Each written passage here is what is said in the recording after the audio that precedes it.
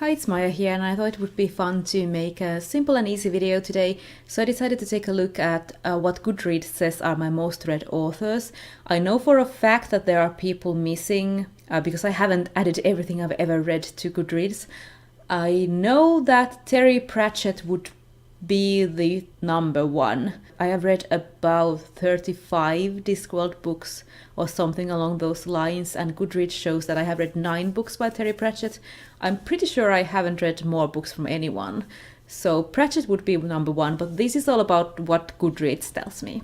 There are quite a lot of ties for these places, but on number 10 with 8 books I have J.K. Rowling. So I have read the main Harry Potter books, and then I have read the Tales of Beedle the Bard. On number 9 with 9 books from each we have 4 authors. So we have Tove Jansson.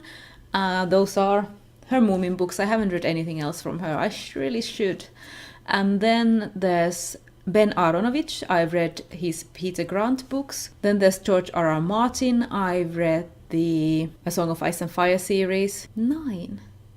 That means I really should have read other things from him too. I wonder what those are.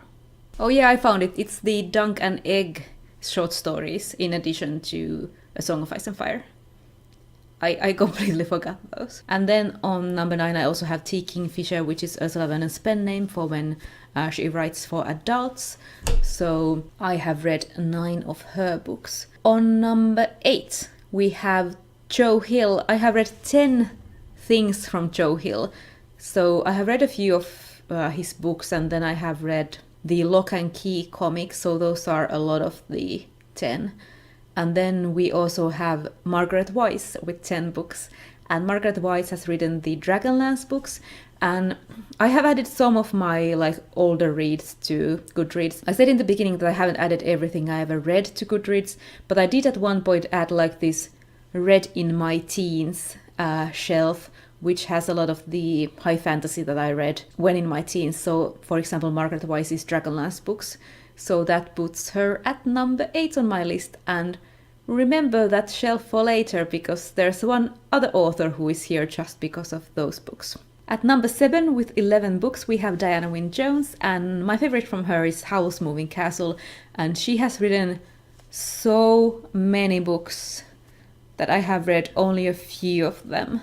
But Howl's Moving Castle is my favorite. On number 6 we have a surprise contestant. We have Charlene Harris with 12 books.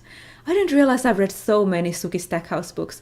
My sister read them and bought them, and I read them from her. And I really wasn't ever that big a fan of them, but they were very easy to read. So it seems I read 12 of them. Okay, let's move on. On number 5 we have Robin Hobb with 13 books. So even though I have been a Robin Hobb fan ever since I was in my teens when I read Assassin's Apprentice, the Finnish translation, for the first time, I haven't read all of her books yet. I am in the Rainwild Chronicles.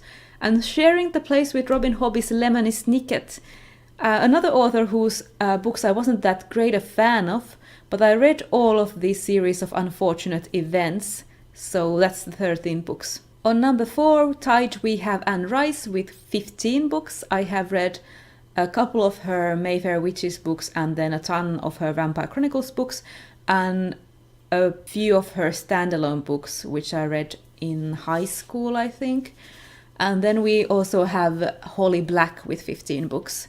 And I read Tithe very early on, and I have ever since been reading her books here and there. Even though they're not often my favorite books, I really do enjoy reading her. I haven't read her newest book, The Cruel Prince. For some reason I haven't been that interested. Maybe because I wasn't the biggest fan of The Darkest Part of the Forest.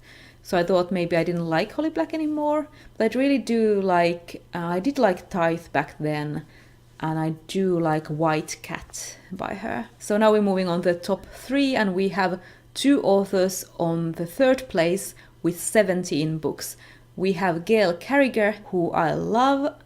She writes these really fun historical fantasy books, steampunk books. I really like the Parasol Protectorate series from her the most. I think Goodreads counts audiobooks as separate, and that's why I have read 17 things from her. because I have reread Soulless and Changeless in audiobook form, so I think that adds to it. But I also read some of her like short stories and novellas that she has out, so that quickly adds up. And the other author we have on the third place is Jim Butcher with 17 books, and that comes strictly from the Dresden Files series. And then I also read the Aeronauts Windlass, but I didn't like that one. And now on the shared second place we have, remember that Read in Teens high fantasy shelf I have on Goodreads?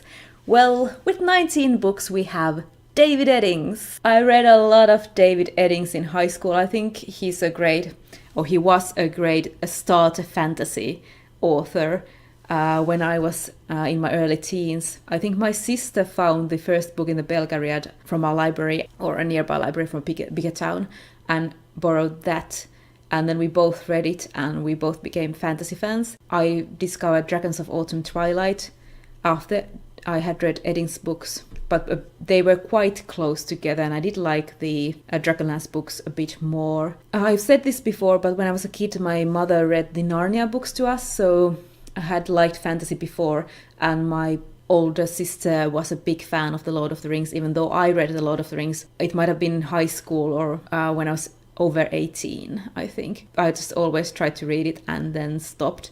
The Finnish edition of The Lord of the Rings is like this huge thing with the whole story in one book, and that's what my sister had. But we're getting sidetracked, so David Eddings, 19 books.